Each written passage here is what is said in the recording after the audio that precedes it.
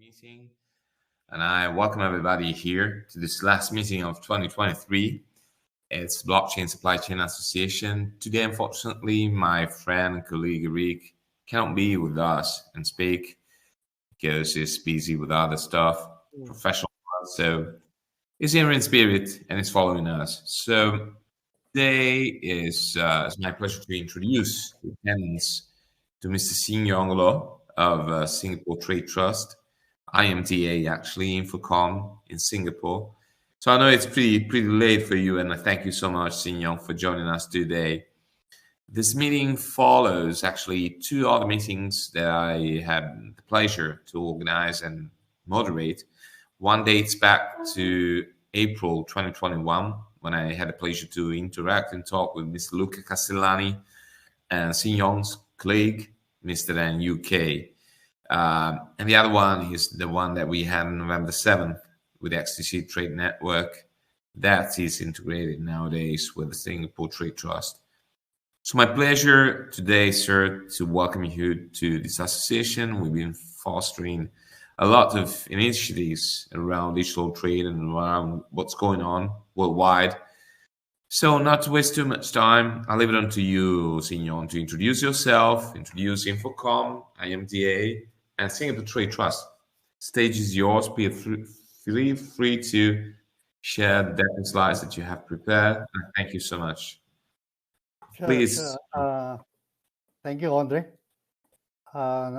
Thank you for having me here, and good evening, everyone from Singapore, or good afternoon over at the UK. Let me just share my screen.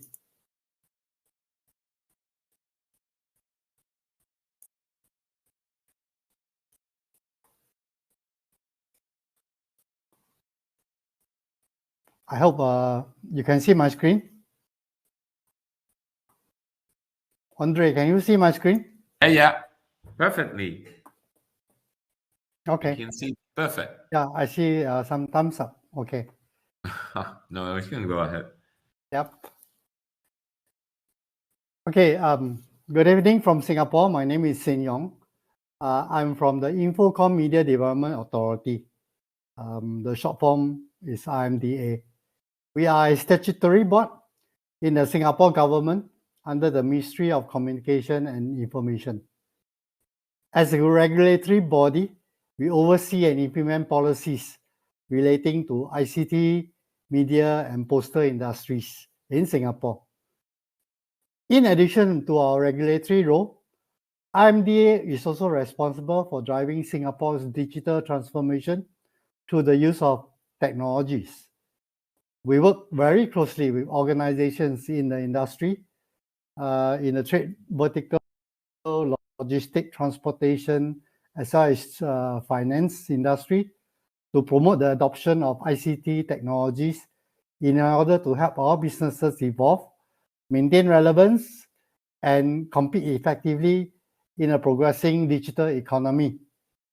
And it's also in this role that we decided to tackle the age-old problem of the use of paper in cross-border trade.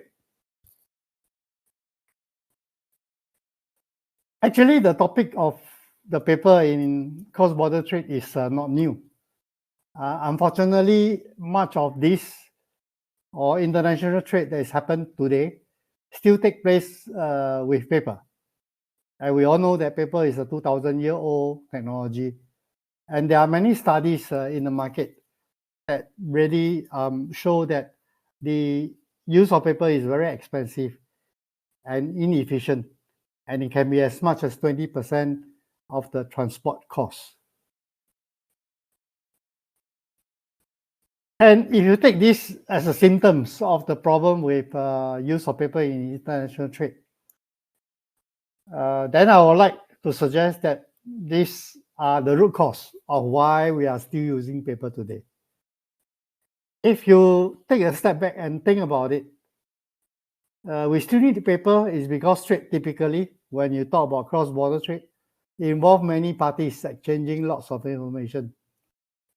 Using more often than not, there are silo systems that are not integrated with one another. And because these silo systems are not easily integrated, Paper then become the common denominator to carry information and data. And guess what is the second most portable medium that are exchanged by businesses today? PDF documents. So when different organizations have different level of digital capabilities, especially if they have got different priorities in their own building their own IT infrastructure, then you can imagine that there's a lack of interoperability among businesses, organizations, and of course, lack of common standard to work together.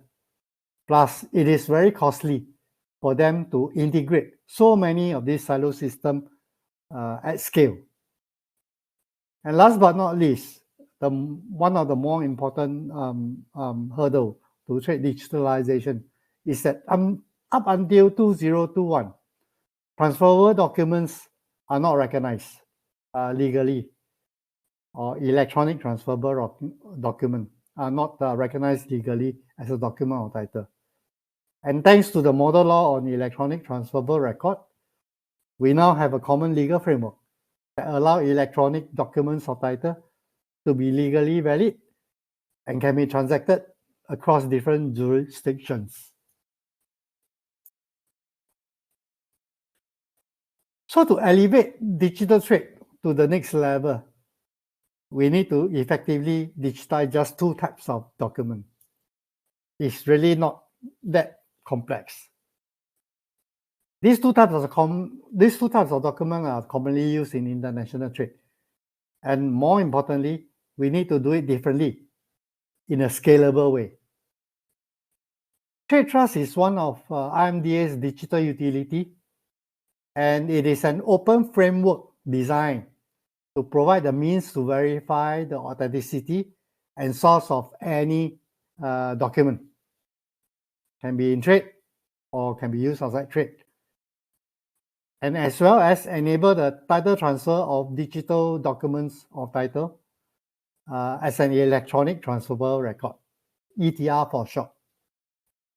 To do all this, we need to have a way to reliably identify the issuer of a document and also make sure that the transferable record is endorsed to a right party at any point in time. And this framework can be used in a wide variety of use cases.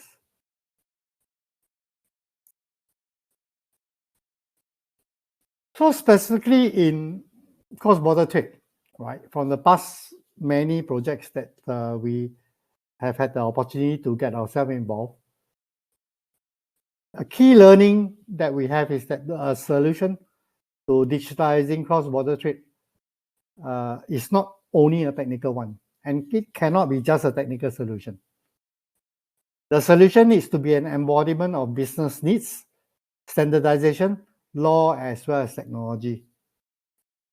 And here you can see that in point 4, we have a set of software components. And this software component is just an embodiment or a manifestation of this embodiment that involve a combination of the various aspects of international trade. And we are even giving away these tools or software components to allow any organizations globally to easily use, integrate, and deploy in their existing IT system, while extending the interoperability beyond one's respective digital community. It is very important to note that TradeTrust is not a platform. It is just a framework that is designed for organizations to issue any document that can be reliably verified by any third party that the document that he has is authentic and the content of the document has not been tampered with. And we call this self-verifiable document.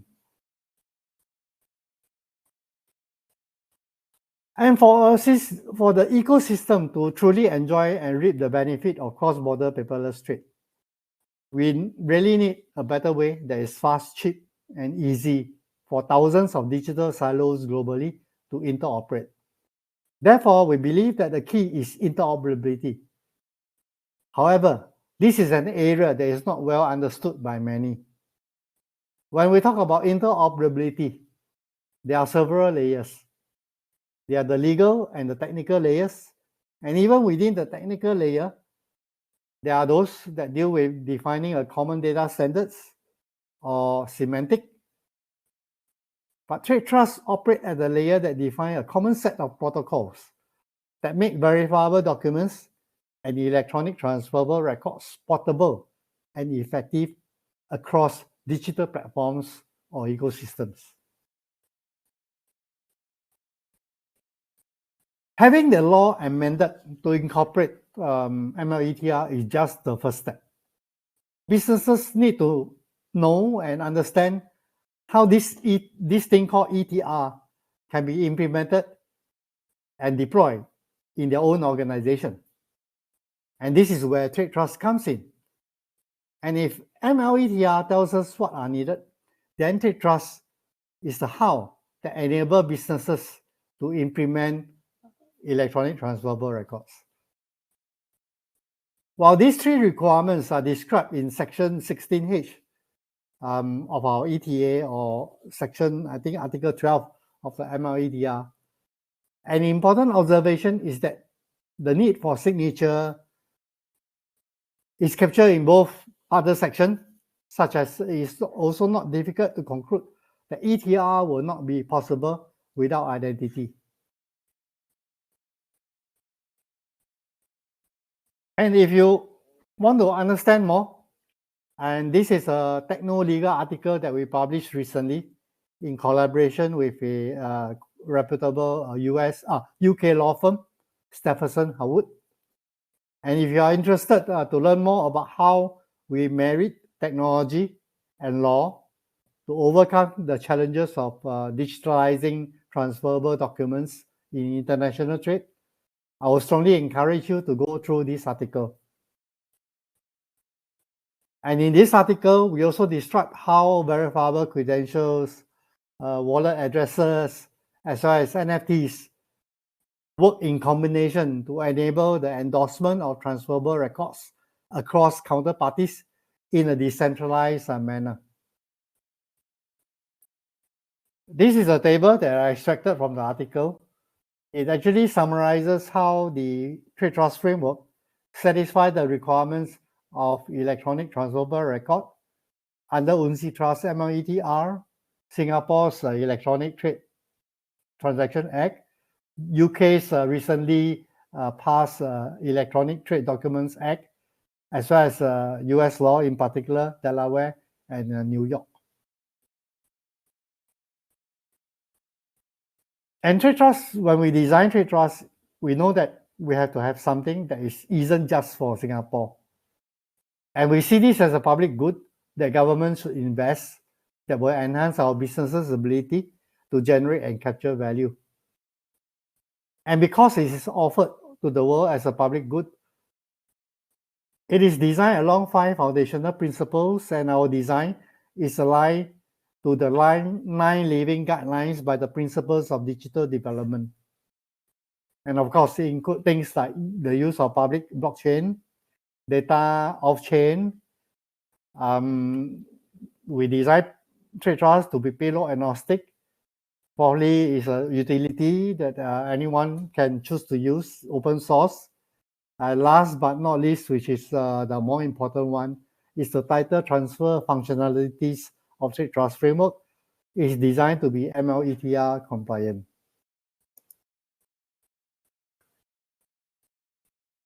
As mentioned earlier, TradeTrust is not a platform, but a set of software components or utilities that sit in between the application and the blockchain layer. And this architecture is designed to allow businesses or government departments to build platforms and business applications that are independent of the underlying DLT technologies. The software components can also be viewed as a middleware that any company or user can use to plug onto any compatible blockchains to accomplish the functionality of assuring authenticity, source, as well as legally valid performance obligation transfer. And the blockchain we currently plug into today includes Ethereum, Polygon, and XDC. You can expect to see more going forward as many blockchain networks reach out to us to have their blockchain supported by TradeTrust.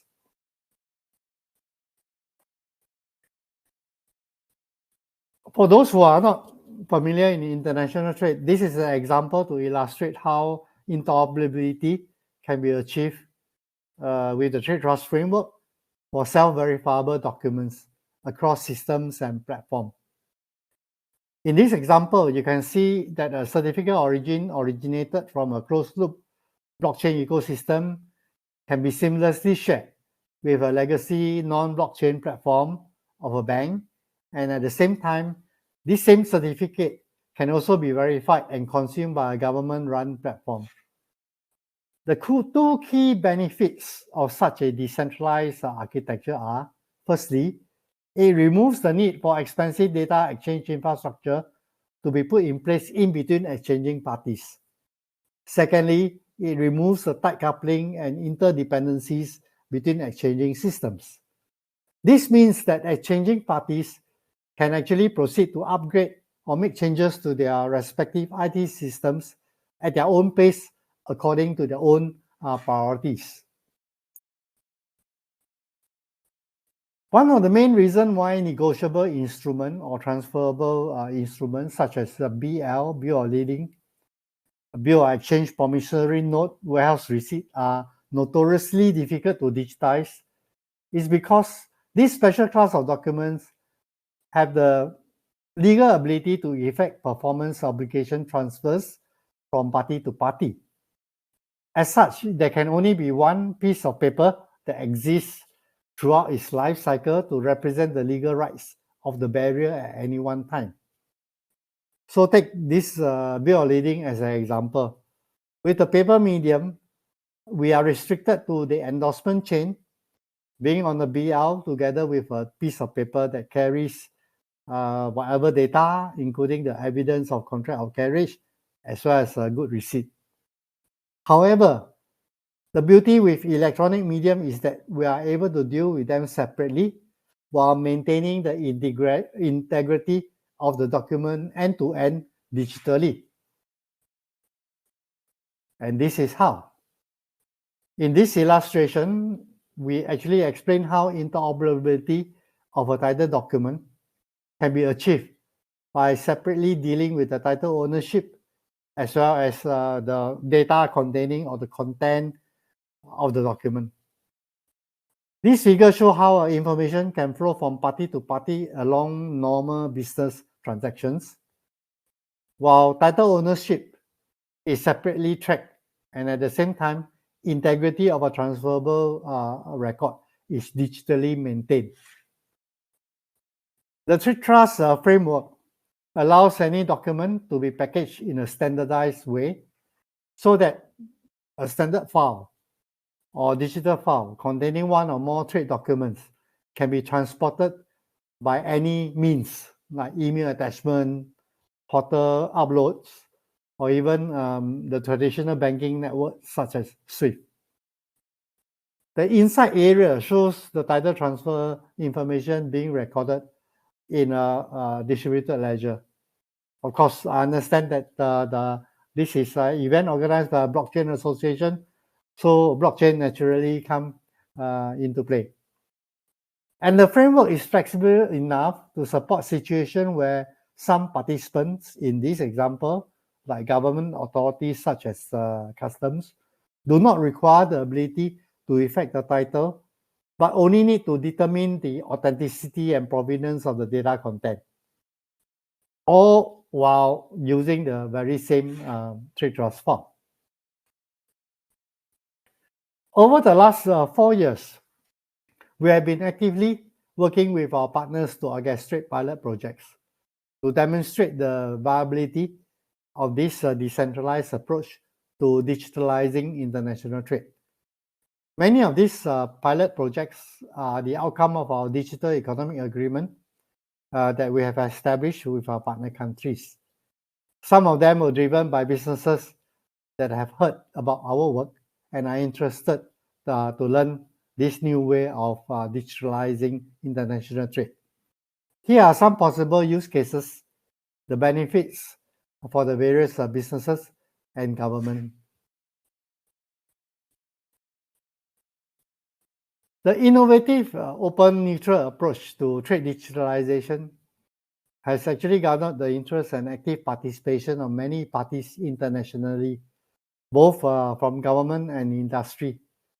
Many have chosen to adopt and run pilots or trial using it with a view to mass adoption. We are excited to walk this journey with them, just as we hope to do so with you. Over time, TradeTrust has also garnered traction with more media coverage and collaborative opportunities with notable institutions globally. For example, we have contributed to the ICC standard toolkits for cross-border paperless trade.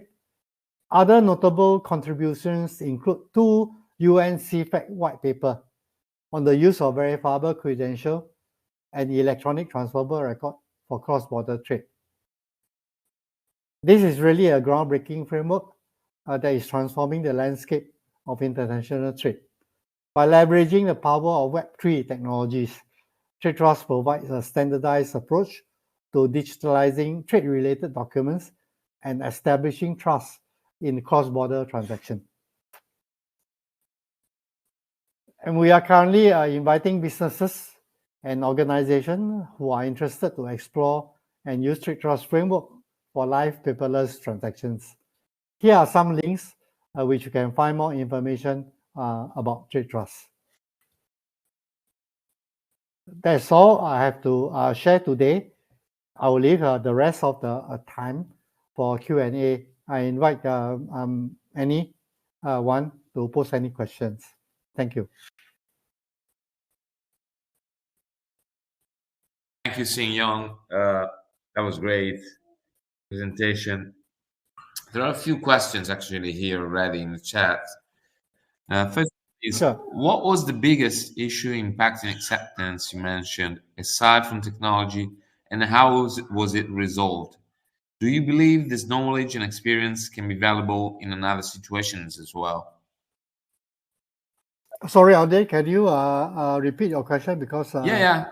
my network like disconnected. No worries. What was the biggest issue impacting acceptance you mentioned, aside from technology, and how was it resolved? Do you believe this knowledge and experience can be valuable in another situation as well?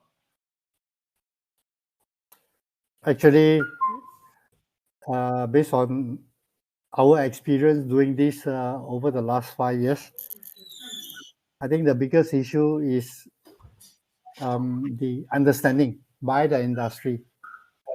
You can imagine that, for example, you have been, say, using paper to deal with your business partner across the border for decades. Even like bill of lading, take an example, this is a paper document that was invented, I think, more than 100 years ago. So it's very difficult for long established business practices to change. It requires time and a lot of education and awareness. And also in the business setting, say for example, you are involved in you're new to trade digitalization project, and typically you may end up doing the same thing that many of your past predecessors has done before. So the industry generally need time to change. I think this is the biggest challenge. It applies to many areas.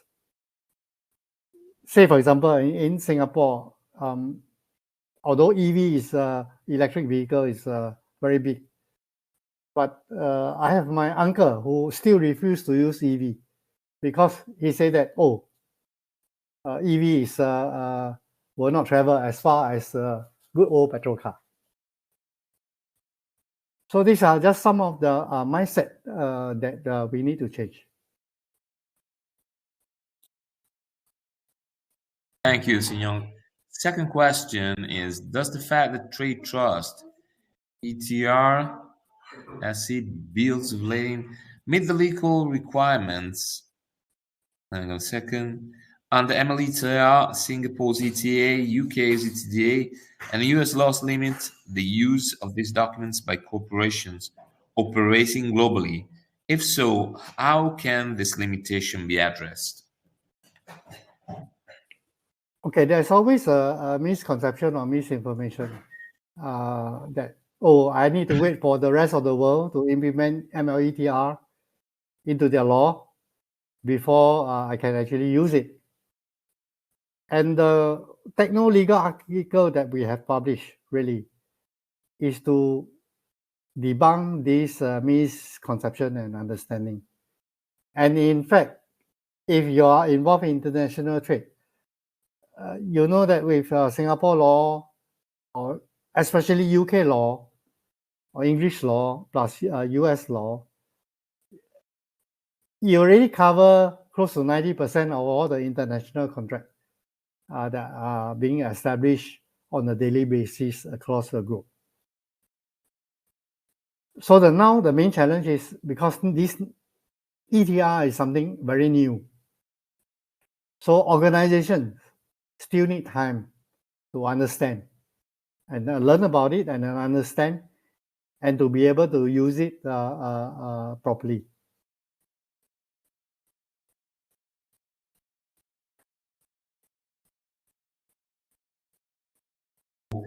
There is one more question, Sin Young, from my good friend Ayhan from Turkey, Ayhan Köseoğlu. By the way, I thank you so much for joining us again. And I hope Turkey will soon jump on the occasion. Thanks maybe to Ayhan and to some friends of mine over there.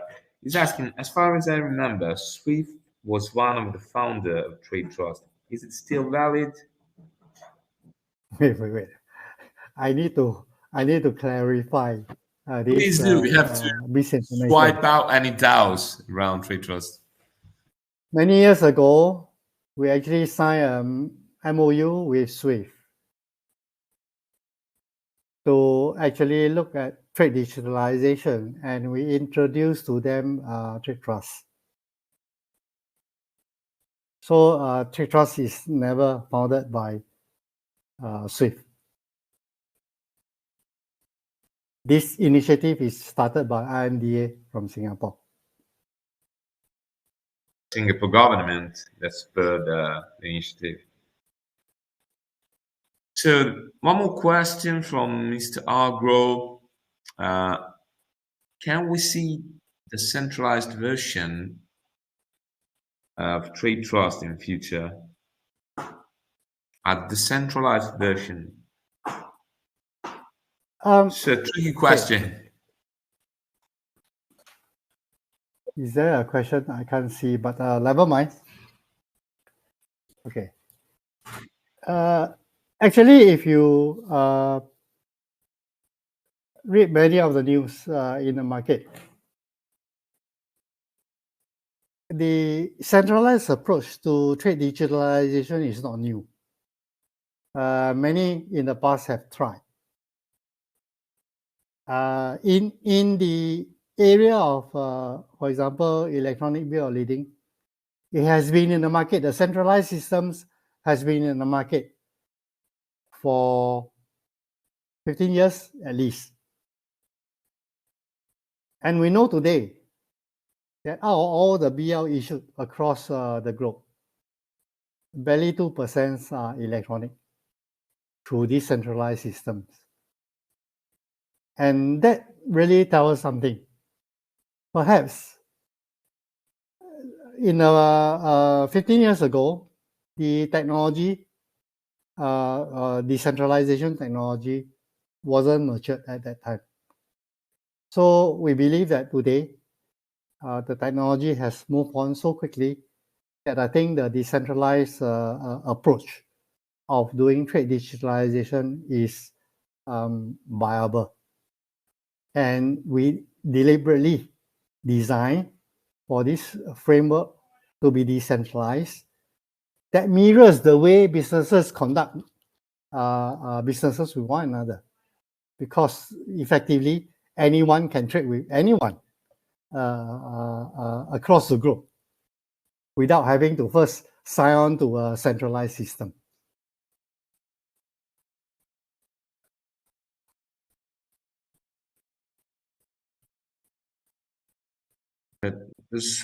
So TradeTrust is a decentralized interoperable framework.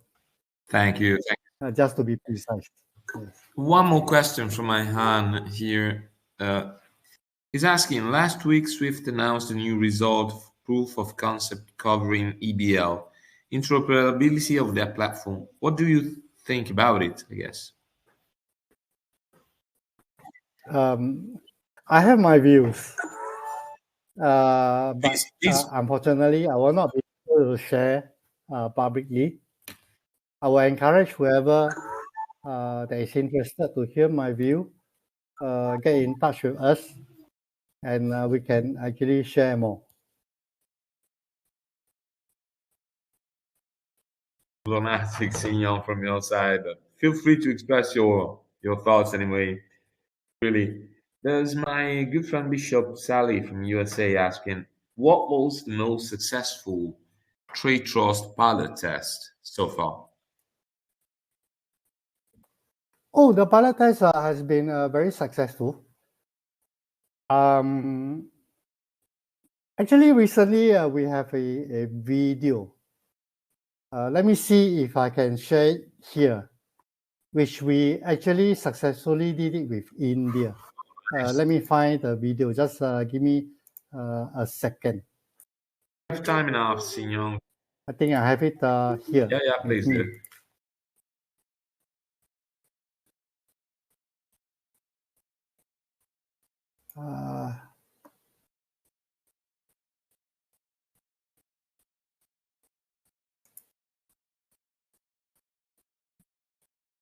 I thought I had it somewhere here.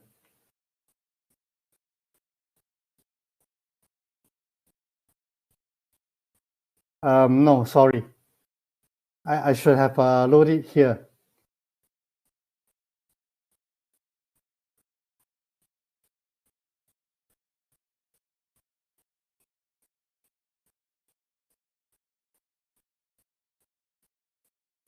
I found it. Okay, let me share this.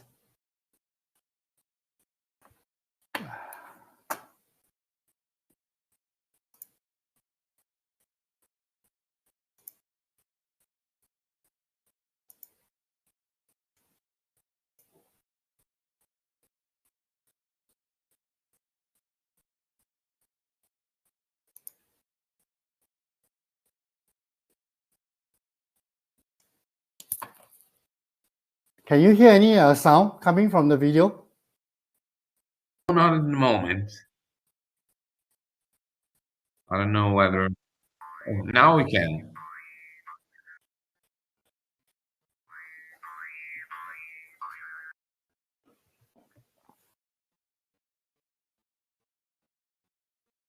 This trial we just conducted about 2 months ago, and it involved real life shipment with real company.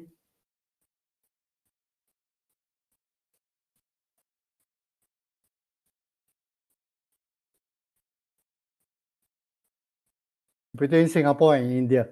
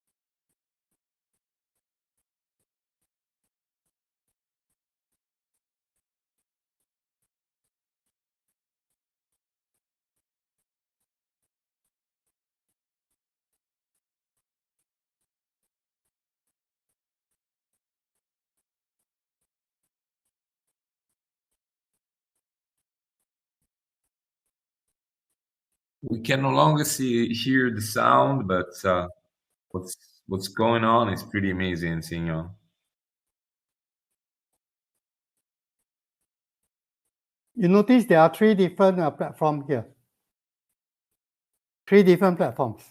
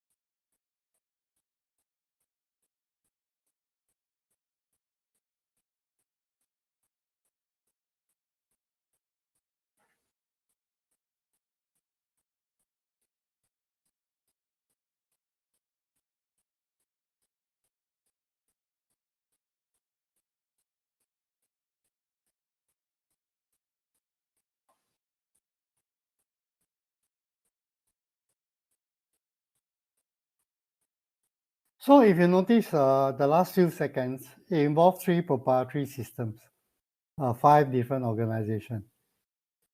And the important thing to note is that this trial was conducted without a single API being built across the 3 different proprietary systems.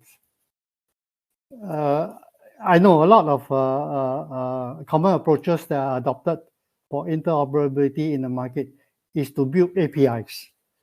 While I do agree that it's much faster to build API today compared to 20 years ago, but it's still expensive. So we deliberately designed this framework to actually remove the mandatory condition to build API. As long as you can transmit a file across, of course, you can use API. If not, then you can use a good old email transport mechanism, or even portal upload or download.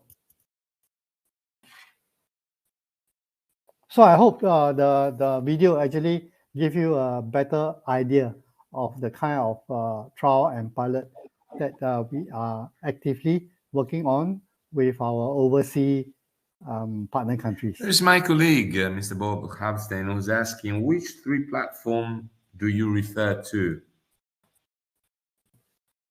Oh, in that video, it actually used TradeTrust reference implementation as one portal. And in India, ICICI Bank has got their own platform called TradeChain, as well as there's another platform that is used in Singapore, if I remember correctly, is AgiTradeX. So 3 different platforms. Thank you. Nice.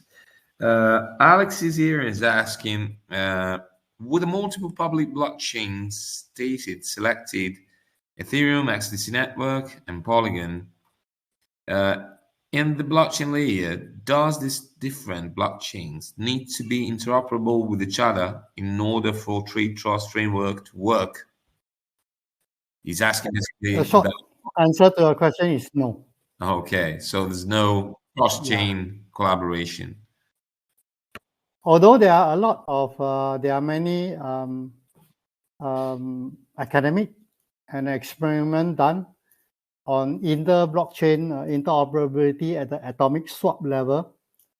From a practical standpoint or commercial implementation perspective, we don't think that the technology is mature enough for wide commercial use. So as such,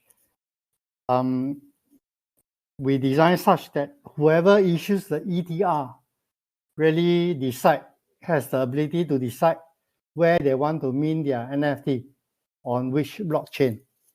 And because an ETR's life cycle is not as long as a cryptocurrency. Actually, the requirement for inter-blockchain at the blockchain layer to interoperate with one another is really not that critical for this project to be successful.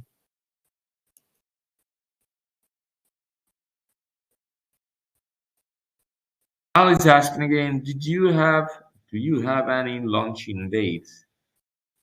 But I guess the answer is pretty clear. It's in production, isn't it?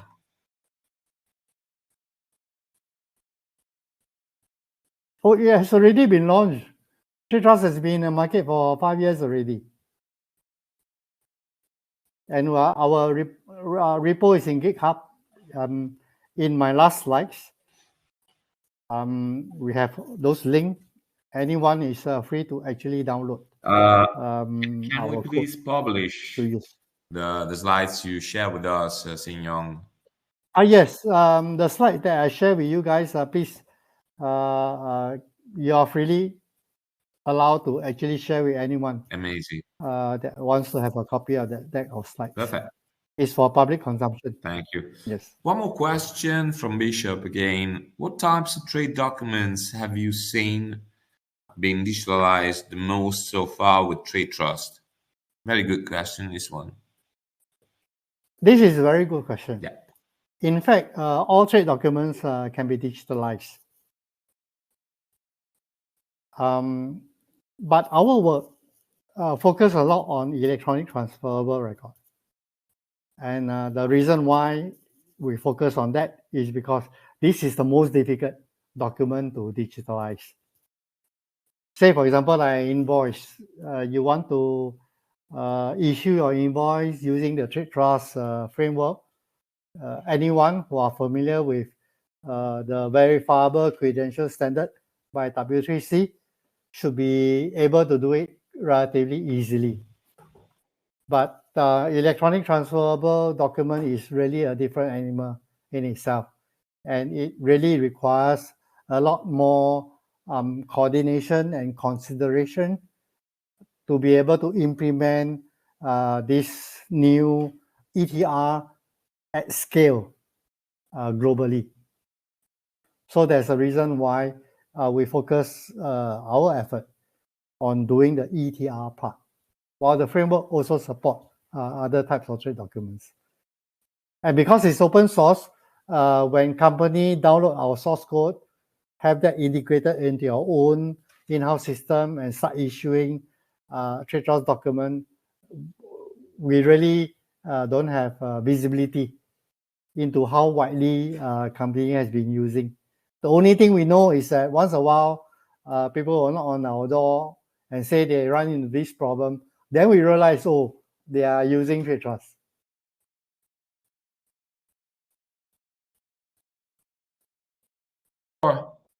Negotiable documents, maybe you were referring to. How is TradeTrust interconnected with what's going on internationally? And I mean, at first, ITFA, DNI initiative. How the two entwine each other, and how do you see that coming along together in the future? We actually approach the international adoption at two layers or from two different perspectives concurrently. At the topmost layer, we are introducing TradeTrust into all our G2G conversation, especially in the area of digital economy, as well as the latest green economic agreement. And if you will download one of the copy of the digital economy agreement that Singapore signed, we say, for example, UK or even Australia, there's this one whole chapter on this thing called paperless trade. Although you can't see TradeTrust in there, but the language in the agreement is actually worded to facilitate us introducing TradeTrust or initiating cross-border paperless trade trials and pilot with that particular country. And this is how we are doing it at the G2G level. At the B2B level, we also facilitate company who wants to learn and understand this ETR and how it can be applied to their business. Say, for example, another live trial that we did, actually we published, is initiated by ExxonMobil, one of the oil major company in Singapore. They want to actually learn and understand how they can apply electronic transfer record in one of their trade of one of their product, and we actually help them and work with them, and we successfully orchestrated a live transaction for a consignment from Singapore to Thailand.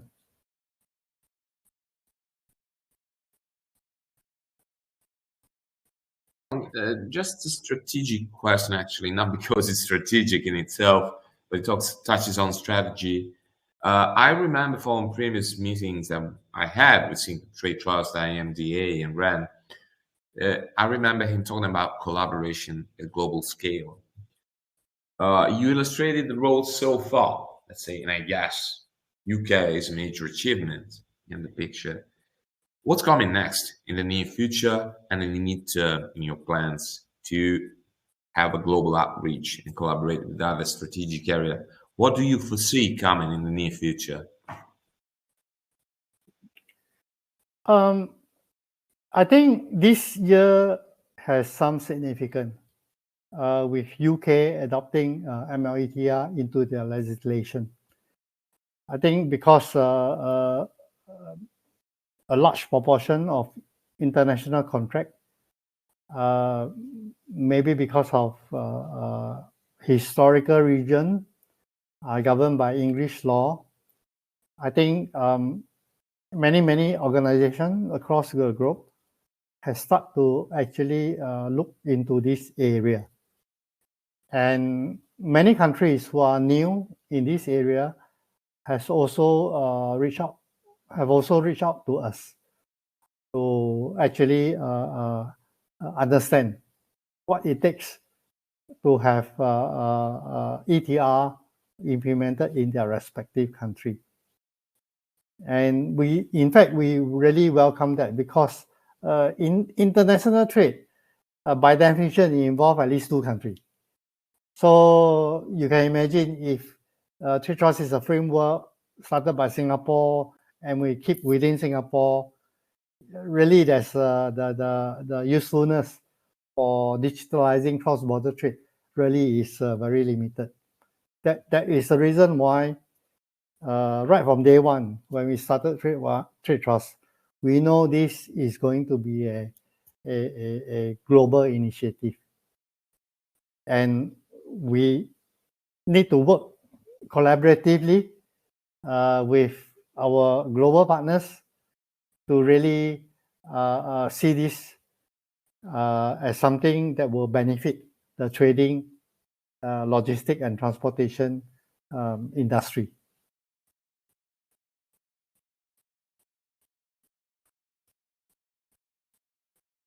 Thanks so much. I'll leave it on to the audience again to have some final thoughts, some final questions, maybe to close down this final debate, question and answer time. So I'll mute myself. Only 3 words. Just do it. Come get in touch with us if you want to know more. And we welcome anyone that reach out to us, work with us, and see how we can help you implement ETR. Whether you are businesses or you are just a government agency looking at doing some legal reform in your country. Amazing. Thank you so much, sir. So, you're welcome, Andre. Any other one who would love to make questions to Sin Young? I'll keep it for a few minutes more, maybe just a couple of minutes. Maybe we can wrap this up and bid goodbye to next year in 2024. Maybe we're going to meet again to share more insights.